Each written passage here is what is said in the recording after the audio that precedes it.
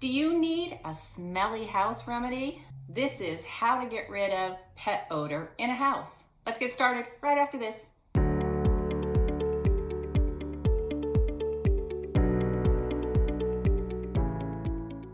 Hi, I'm Kim Ward. I'm a real estate broker in San Diego and an expert with helping executors and administrators. Today we will talk about a smelly house remedy and how to get rid of pet odor in a house. I have a saying, if I can smell it, I can't sell it.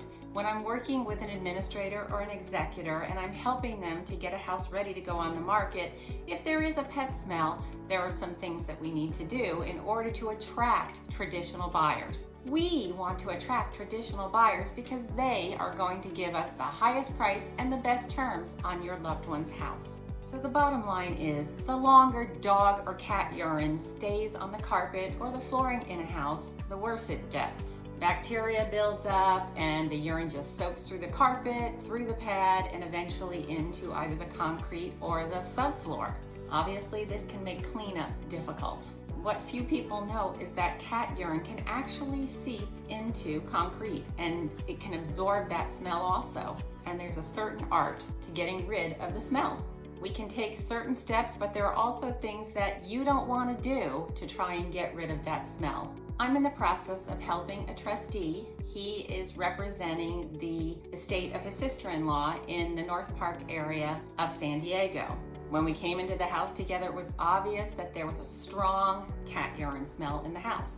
He was completely aware of the smell, and when I said to him we really need to do something about that in order to be able to get the highest price and best terms for this home, he agreed.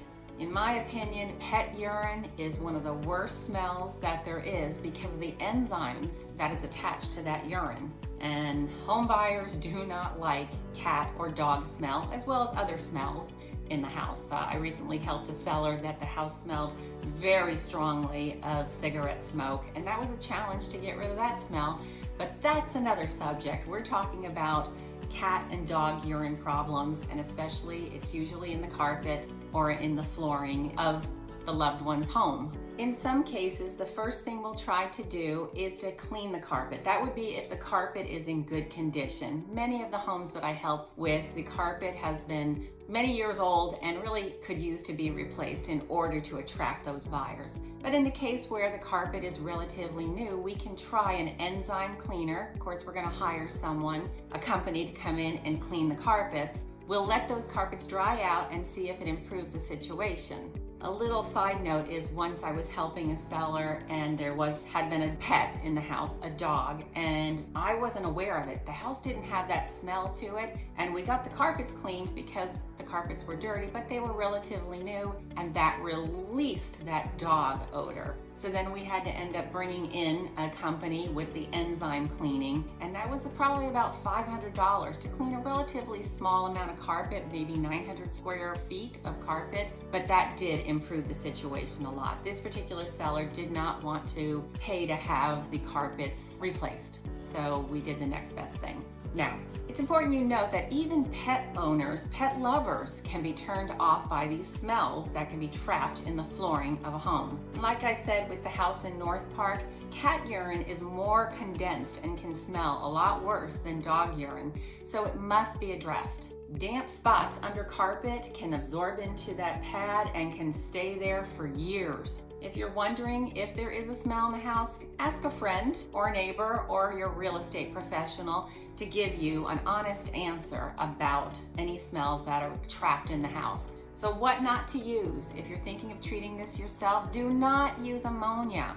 Urine already has the compound of ammonia in it, so adding more will just make the smell worse. And if there's still a cat in the house, little side note, cats may be attracted to that area where you used ammonia on the urine and keep going to that spot and making it even worse. And whatever you do, I had someone who actually did this, do not put ammonia and bleach together trying to get rid of the smell. You could actually die from inhaling those odors. It's very dangerous. The best, quickest, maybe not the most cost-effective way, but the quickest way to get rid of the smell is to remove the carpet, remove the pad. I recently had this done in that North Park house I was speaking about. When we pulled back the carpet and the pad, there was a lot of pieces of the padding stuck to the subfloor. It probably was caused by the decedent attempting to remediate that smell herself, because there was a carpet cleaner in the house. And what it did was kind of melted the pad to the subfloor. So that's where I brought in a contractor who scraped all that off. After we took the carpet and pad out, they had to scrape all of that excess pad that was stuck to the subfloor off. We're preparing to get new carpet installed, so they scraped all that off, got rid of it, cleaned it up with a shop vac, and then I asked him to seal the subfloor with an interior exterior primer. I tend to use a product, Kilz, K-I-L-Z, and that really seals the floors and gets it ready for the carpet installer to bring in the new pad and carpet, which is what we did at this home in North Park. You can also do the same type of treatment, getting rid of carpet and pad, removing any debris, cleaning the floor really well.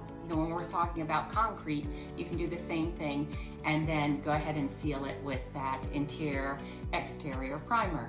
So I hope you found this of value. Go ahead and subscribe and like and comment down below. Thank you for watching. I'll see you next week.